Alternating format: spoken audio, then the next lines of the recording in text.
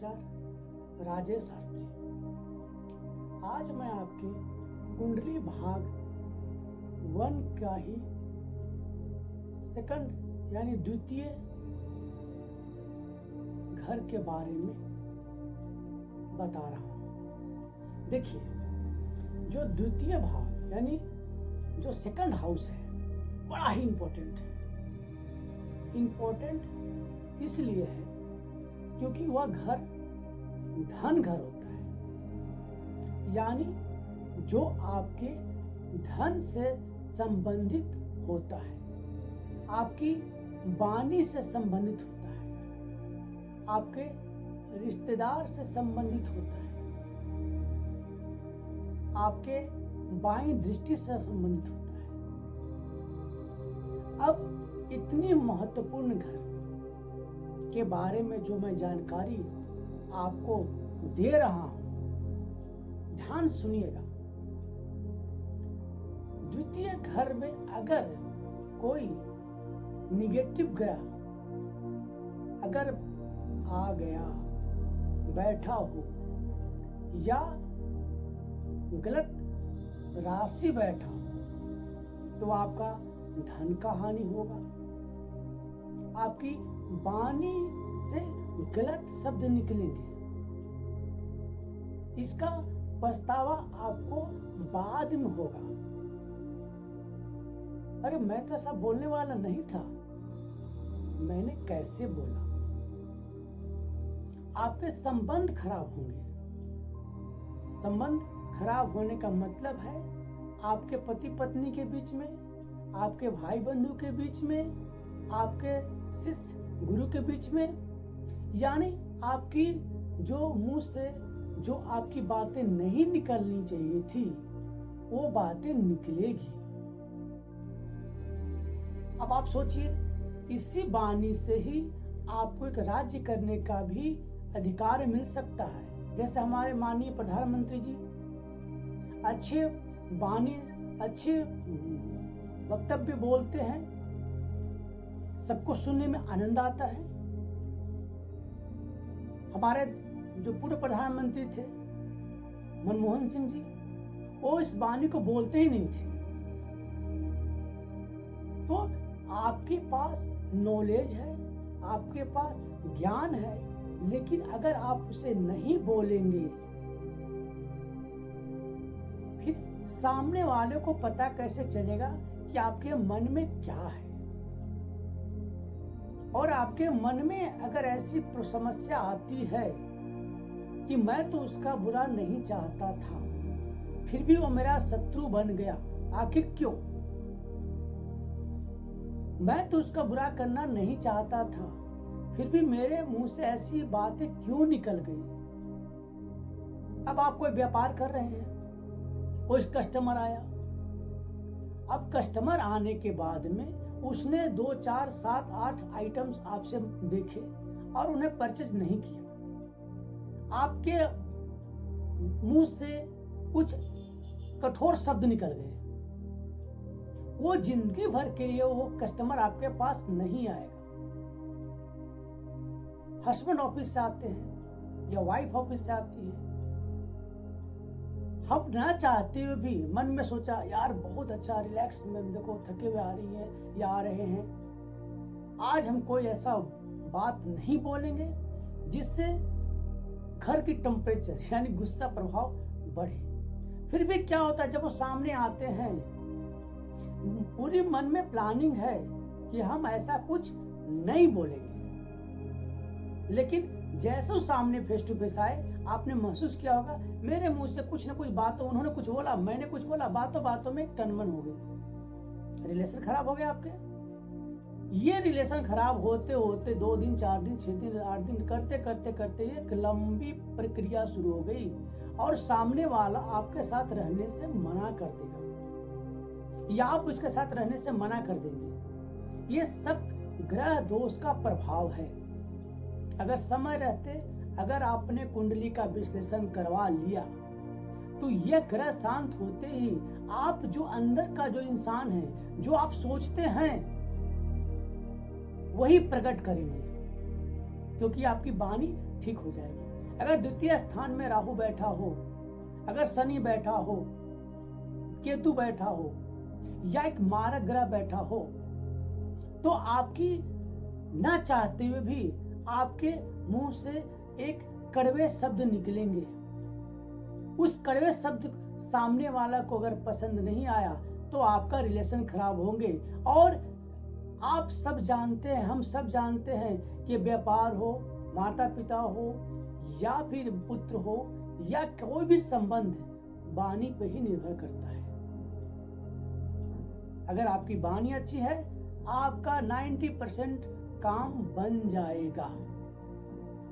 अगर आपको काम नहीं आता है, आपको बॉस रोज डांटता है, लेकिन आप उसको पलट के जवाब नहीं देते हैं, तो आपकी नौकरी बची रहेगी। लेकिन आपको काम बहुत आता है, आप दिन भर काम करते हैं, बॉस ने क्वेश्चन पूछा, आपने पलट का जवाब कड़वे शब्द में दे दिया, आपकी नौकरी जा सकती है। तो वाणी से संबंधित ही धन होता है। आपकी वाणी श्रेष्ठ होगा तो रिलेटिव आसपास में सब अच्छे रहेंगे और इससे आपका धन आगमन की भी स्थिति बनेगी। कोई मुसीबत आया, सबसे आपके रिलेशन अच्छे हैं तो हर लोग आपकी मदद करेंगे। लेकिन अगर आपकी वाणी कड़वी रही तो आपके अपने संबंधी भी आपसे दूर हो जाएंगे। इसका मतलब ये मैं नहीं कह रहा हूं कि आप चापलूसी करें, नहीं, चापलूसी नहीं करनी है, लेकिन सच तो बोलनी है। लेकिन सच बोलने का तरीका भी होता है उसकी पोलाइटली। मेरे पास भी देखिए यूट्यूब पे, फेसबुक पे बहुत सारे कमेंट्स आते हैं। अब कमेंट्स ऐसे आते हैं जो जिसका कोई संबंध नहीं है। अब आप किसे रोकेंगे? 135 करोड़ की जनसंख्या में आप किसे रोकेंगे? डेमोक्रेसी है, बोलने का अधिकार है, लिखने का अधिकार है। अगर आप इन सब बातों में लगे रहेंगे तो जिंदगी में जो आपको भगवान ने जन्म दिया है, यहाँ पर भेजा है, धरती पर कर्म हुए, अब कर्म कब करेंगे? कर्म करने का समय नहीं बचेगा, क्योंकि हर रास्ते में एक न एक रुकावट आपके पास आएगी। उस रुकावट को आप रोकते रोकते थक जाएंगे। हमें इग्नोर करना भी सीखना पड़ेगा। जो काम की बातें नहीं है उसे हल्की स्माइल देके भी काम चला सकते हैं, तो उस पर हम हथौड़े क्यों निकालें? जब जरूरत नहीं है कठोर शब्द उपयोग करने की, तो हम कठोर शब्द के उपयोग क्यों करें?